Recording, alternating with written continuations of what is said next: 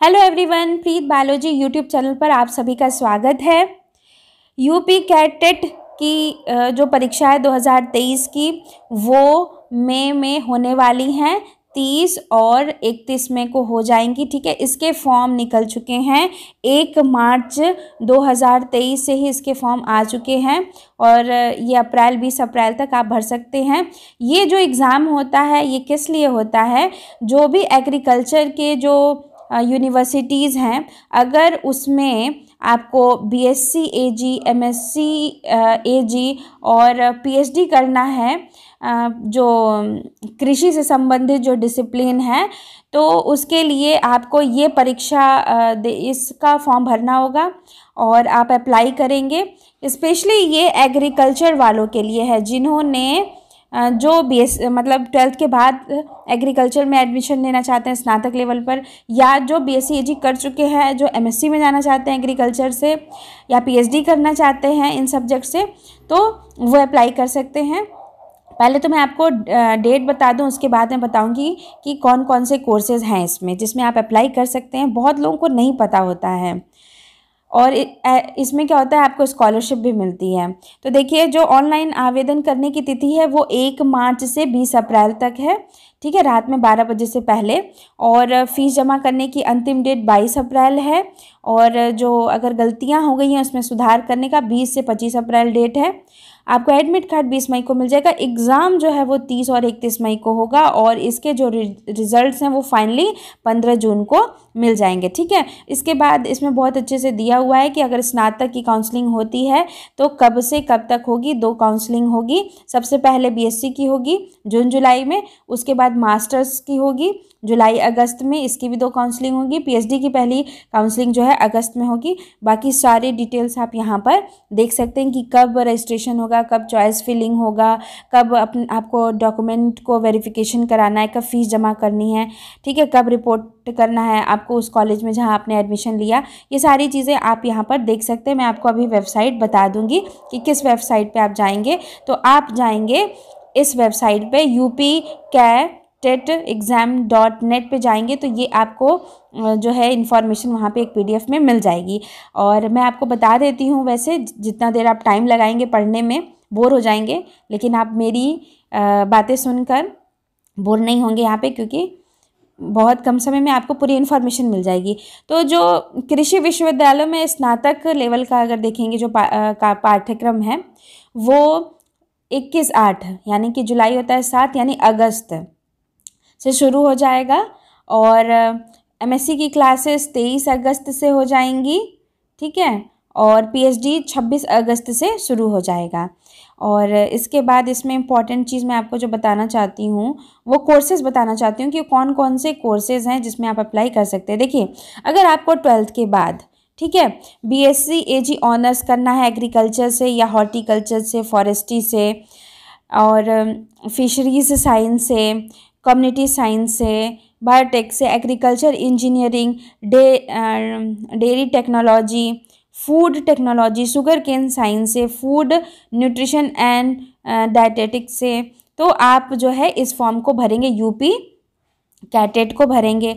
और अगर आपको मास्टर्स में जो लोग बीएससी एजी किए हैं इन सारे डिसिप्लिन से जो मैंने ऊपर बताया, और अगर आगे उनको जो है फॉर्म भरना है, मतलब कोर्सेज इससे करने हैं, एग्रीकल्चर बायोकेमिस्ट्री से करना है, मॉलिक्यूलर बायोलॉजी बायोटेक से करना है, agriculture economics, agriculture extension, meteorology, statistics, agricultural agronomy, animal husbandry, dairy technology, live stock production, entomology, genetics and plant breeding. ठीक है, इसमें plant pathology, plant physiology science, seed sciences, soil conservation, soil science, ये सब आ जाता है। तो ये जो है एमएससी एग्रीकल्चर का है, इसमें एमएससी हॉर्टिकल्चर का भी है, एमएससी फॉरेस्ट्री में भी ये सारे जो हैं सब्जेक्ट्स हैं जिससे आप एमएससी कर सकते हैं। और ये है एमवीएससी है, इसमें भी ये सारे सब्जेक्ट से आप कर सकते हैं।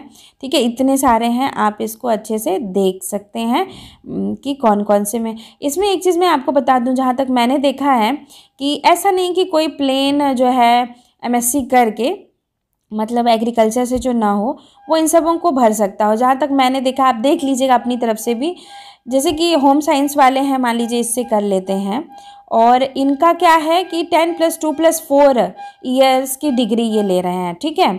और मतलब कि यहाँ पे BSc AG होना ही चाहिए अगर आपको MSc में एडमिशन लेना है, MSc AG करना है तो कहीं, ठीक है, हर जगह AG है।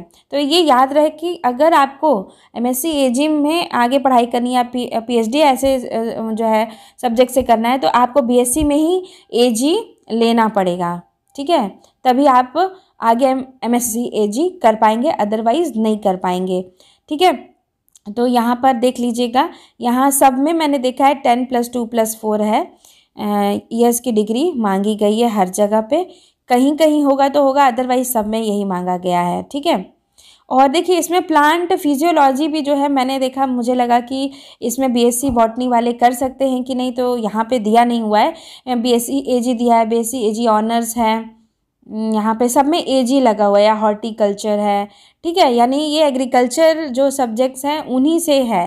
वो आपने अगर किया होगा UG में, तभी आप PG इससे कर सकते हैं, प्लांट फिजियोलॉजी या प्लांट जो है पैथोलॉजी, और सॉइल साइंस के लिए भी है, ठीक है। तो जिन्होंने प्लेन जो है BSc की हुई है वो शायद इसमें नहीं भर पाएंगे आप, लेकिन इसकी एलिजिबिलिटी देख लीजिएगा। और उसके बाद आपको क्या बताना था, जो मैं यहाँ से शुरू की थी, जो आपको बताना बहुत ज़रूरी था, तो ये मैंने आपको बता दिया था। उसके बाद ये जो फॉर्म भरेंगे आप, ये सिर्फ और सिर्फ ऑनलाइन होगा, ऑफलाइन नहीं होगा। और जो भी आप मोबाइल नंबर रजिस्ट्रेशन करवाएंगे, ईमेल ID, वहीं पर आपको मेल आएगा, ठीक है। और उसके बाद जो आवेदन भी ऑनलाइन ही होगा, इसके द्वारा अमान्य होगा, ड्राफ्ट चेक और इन सब से अमान्य होगा। उसके बाद इसमें ये जानिएगा कि इसमें कुछ यूनिवर्सिटीज़ हैं एग्रीकल्चर, जिसमें बहुत सारे कॉलेजेस हैं, है ना, जैसे कि आचार्य नरेंद्र देवा university of agriculture technology, Kumarganj, Ayodhya. इनके ये सारे कॉलेजेस हैं जहाँ की सीटें होंगी BSc AG, MSc AG और PhD की, जहाँ पे कि आप एडमिशन ले सकते हैं। नीचे इसी PDF में पूरा दिया हुआ है कि किस कॉलेज में कितनी सीटें हैं, ठीक है। तो 4 यूनिवर्सिटीज़ के बहुत सारे कॉलेज हैं, पहला मैंने आपको बता दिया। दूसरा है Chandrashekhar Azad university of agriculture and technology, जो कि कानपुर में है, इसमें भी 9 जो है कॉलेजेस हैं, आप ये देख लीजिए, ठीक है। इनमें आप एडमिशन ले सकते हैं और ये सारे कोर्सेज कर सकते हैं। जो मैंने अभी आपको टेबल में दिखाए हैं वही कोर्सेज यहाँ पे दिए गए हैं। उसके बाद तीसरी जो यूनिवर्सिटी है एग्रीकल्चर की, वो सरदार वल्लभ भाई Patel university of agriculture and technology Meerut में है। इससे भी आपको 7 कॉलेजेस मिलेंगे जहाँ एडमिशन ले सकते हैं। चौथी है Banda university of agriculture and technology, Banda में है, UP में, ठीक है।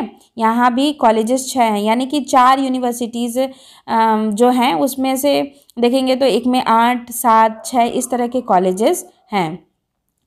तो और यहाँ पे देखिए आपको क्या है कि फाइनेंशियल एड्स मिलेंगे और स्कॉलरशिप मिलेगी, तो अलग अलग इसमें है। जैसे कि स्कॉलरशिप का यहाँ नाम दिया हुआ है और रिमार्क है कि कितना आपको मिलेगा। जैसे कि मेरिट बेसिस पे अगर आप UG PG PhD कर रहे हैं तो हर यूनिवर्सिटी का अलग अलग रूल है। और अगर आप UGC की फेलोशिप लेके आते हैं तो इसमें 2,500 पर मंथ मिलेगा। और इस फेलोशिप का नाम क्या है, आपको अप्लाई करना होगा DST और राजीव गांधी नेशनल फेलोशिप में। ICR की अगर फेलोशिप आपको मिलती है तो आपको जो है जूनियर रिसर्च के लिए इतना मिलेगा, ठीक है, 8,640, सीनियर के लिए 12,000 मिलेगा और 2 साल बाद आपका 14,000 हो जाएगा। अगर आप नेशनल टैलेंट स्कॉलरशिप की बात करें तो इसमें 3,000 पर मंथ मिलेंगे।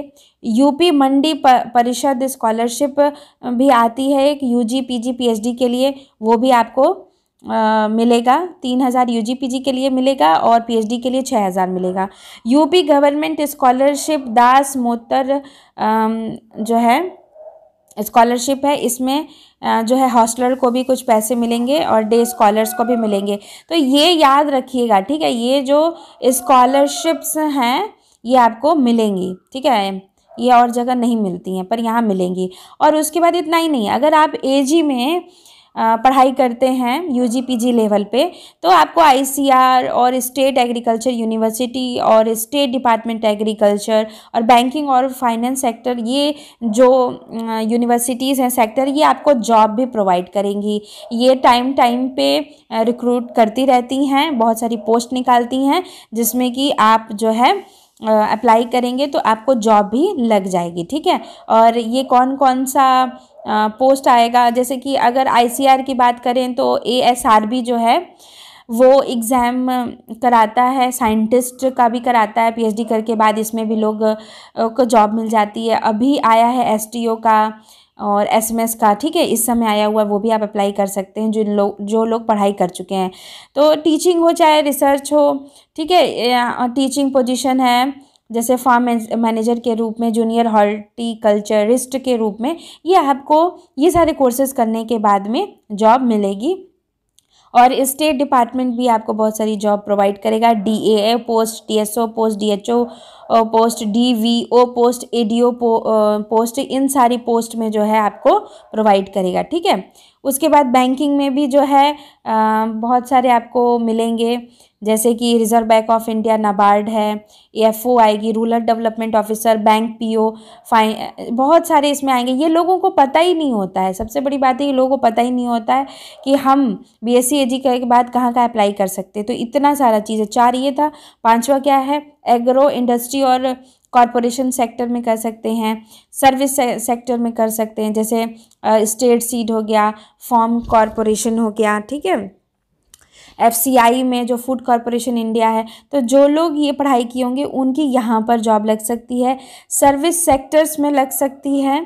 ठीक है, सर्विस सेक्टर में जो है यहाँ पर आपको मैं और वीडियो क्या करूँगी, अलग अलग बनाऊँगी, इसके लिए आपके लिए बहुत अच्छा रहेगा। सर्विस सेक्टर में अगर आप क्वालिटी चेक कर रहे हैं सीड का, उस डिपार्टमेंट में पेस्टिसाइड का चेक कर रहे हैं, फूड प्रोडक्ट का कर सकते हैं, तो फूड सेफ्टी ऑफिसर्स की पोस्ट आती है, उस पर आप कर सकते हैं। एनिमल क्वारंटाइन ऑफिसर्स की पोस्ट आती है, एग्रीकल्चर टेक्नीशियन की आती है, स्टैटिस्टिशियंस की आती है, ठीक है, ऐसे कंसल्टेंट की, इनमें आपका प्लेसमेंट हो सकता है ये सारे कोर्सेज करके। ठीक है, उसके बाद जो है इसमें दिया हुआ है कि 5 वर्ष तक आप यहाँ निवास किए हों अपने स्टेट में, या आपके पिताजी निवास किए हों और उनका खुद का घर हो। ठीक है, इस तरह करके क्या इसकी एलिजिबिलिटी है ये आप पढ़ लीजिएगा।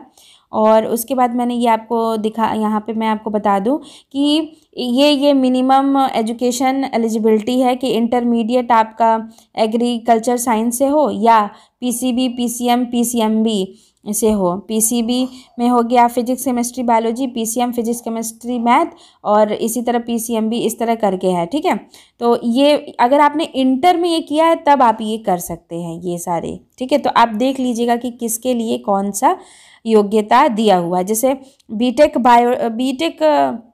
अगर किसी को बायोटेक से करना है तो वो भी यहाँ पे अप्लाई कर सकता है। और जो आप एग्ज़ाम देंगे एग्ज़ाम के टाइम में, उस पेपर ग्रुप का नाम ये रहेगा। ठीक है, कोई भी आप सिलेक्ट कर लेंगे तो उस पेपर में जो आना होगा वो आएगा। ठीक है, इसका पेपर अलग बनेगा, पीएजी का, पीसीबी का अलग बनेगा, पीसीएम का अलग बनेगा।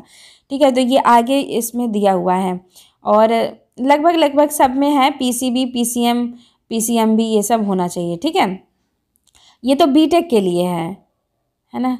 और उसके बाद अब आते हैं अगला, एमएससी के लिए भी यहाँ पे देखिए दिया हुआ है। और एमएससी एजी के लिए बीएससी एजी होना ज़रूरी है।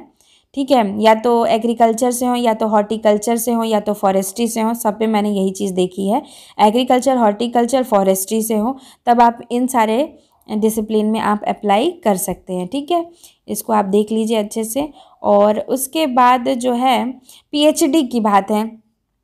अगर आप पीएचडी एग्रीकल्चर से करना चाहते हैं, बायोकेमिस्ट्री से एग्रीकल्चर, या मॉलिक्यूलर बायोलॉजी से agriculture, economics, agriculture extension education, agriculture metrology, agricultural statistic, agronomy, ठीक है, इनसे अगर आप करना चाहते हैं तो आपको एमएससी एजी होना चाहिए। इसका जैसे बायोकेमिस्ट्री से हैं तो स्पेशलाइजेशन बायोकेमिस्ट्री हो, अगर आप मॉलिक्यूलर बायोलॉजी से हैं तो आपका स्पेशलाइजेशन बायोटेक भी हो सकता है, और बायोटेक हो सकता है, ठीक है। और अगर एग्रीकल्चर इकोनॉमिक्स हैं तो एग्रीकल्चर का इकोनॉमिक्स होना चाहिए, मैनेजमेंट, ठीक है। तो जिससे भी आप ये पीएचडी के इन डिसिप्लिन में करना चाहते हैं, ये आपका पीजी में होना चाहिए। मैंने सब में देखा, जैसे एग्रोनॉमी से है तो एमएससी में एग्रोनॉमी होना चाहिए, एनिमल हस्बेंड्री से है तो आपका एनिमल हस्बेंड्री होना चाहिए, ठीक है। डेयरी से है तो डेयरी होना चाहिए पीजी में, एंटोमोलॉजी है तो एंटोमोलॉजी होना चाहिए, जेनेटिक्स से हैं तो जो है जेनेटिक्स एंड प्लांट ब्रीडिंग से होना चाहिए, पैथोलॉजी से तो प्लांट पैथोलॉजी होना चाहिए, तभी तो जाके आपको एक जॉब मिलेगी इतना स्पेशलाइजेशन होने के बाद। तो एक बार अगर आप एग्रीकल्चर में कूद गए तो आपको एग्रीकल्चर में ही जॉब मिलेगी, और कोई इसमें मतलब फाइट कम ही रहेगी, सिर्फ एग्रीकल्चर वाले ही रहेंगे, प्लेन बीएससी एमएससी वाले इसमें नहीं आ सकते हैं। और इसी तरह मैंने आपको बता दिया ना, जो भी डिसिप्लिन है आपका यूजी में वो होना, पीजी में होना चाहिए। और इनके भी पेपर का ग्रुप ये है, अगर आप ये सिलेक्ट करेंगे तो आपको ये वाला एग्ज़ाम देना पड़ेगा, जिसमें कि अलग तरह का क्वेश्चन पेपर मिलेगा, वो नीचे यहाँ पे दिया हुआ है, ठीक है। यहाँ पे आप देखेंगे। अच्छा, इसमें जो है आरक्षण की बात है, जितनी टोटल सीट होगी, एससी को 21% मिलेगा, एसटी को 2% मिलेगा, और ओबीसी को 27% मिलेगा, और अनारक्षित यूआर की 40% सीट रहेगी, और आर्थिक रूप से कमज़ोर को 10% ये रहेगी। 36 आरक्षण भी मिलेगा, ठीक है। यहाँ पर स्वतंत्रता संग्राम सेनानियों को 2%, पीडब्ल्यूडी को 5%, सैनिक कर्मचारी को 1%, और बाकी इसमें जो है देख लीजिएगा क्या दिया हुआ है, ठीक है। तो इस तरह करके दिया हुआ है। और डिसेबिलिटी में भी जिसको डिसेबिलिटी है वो कौन सी होगी, तो आपको डिसेबिलिटी का जो है आपको मिलेगा, ठीक है, आरक्षण। उसके बाद यहाँ पर जो है दिया हुआ है हाउ टू अप्लाई, कैसे इसको अप्लाई करना है, ये पूरा आप यहाँ पे पढ़ेंगे तो आपको पूरा दिया हुआ है। जैसे कि फ़ोटो की बात करें तो 40 KB की होनी चाहिए, ठीक है, और जेपीजी में होना चाहिए, और फ़ोटो जो है ना वो 28 फरवरी के पहले की नहीं होनी चाहिए, और उसमें आपका नाम, डेट भी रहेगा, आधार नंबर भी रहेगा, ऐसा फ़ोटो आपको वहाँ पे लगाना होगा, ठीक है। आधार नंबर भी, ऐसा मैंने पहले नहीं देखा था, यहाँ पे दिया हुआ कि आधार नंबर भी फ़ोटो पे रहेगा अब। और ये आप अच्छे से पढ़ेंगे तो समझ जाएंगे कि फॉर्म में स्टेप बाय स्टेप आपको कैसे कैसे भरना है करके, ठीक है। किस शहर में ये एग्ज़ाम होगा, तो इन सारे शहरों में ये एग्ज़ाम होगा, ठीक है, सिर्फ 10 ही शहर हैं, तो जो आपके नज़दीक हो वहाँ पे आप जो है अप्लाई करिएगा। और उसके बाद स्पोर्ट्स पर्सन के लिए भी वेटेज हैं, और यहाँ पर जो फॉर्म की फ़ीस है वो 1350 है मेल कैंडिडेट्स के लिए, और 1100 है फीमेल कैंडिडेट्स के लिए, ठीक है।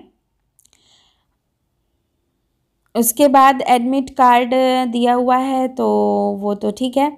यहाँ पे फिर जो मैंने आपको बताया था ग्रुप ऑफ पेपर, तो ये सारे कोड हैं, तो जिसमें आपका आ रहा है योग्यता, जो डिसिप्लिन में आ रहा है वही वाला पेपर आप सिलेक्ट करेंगे।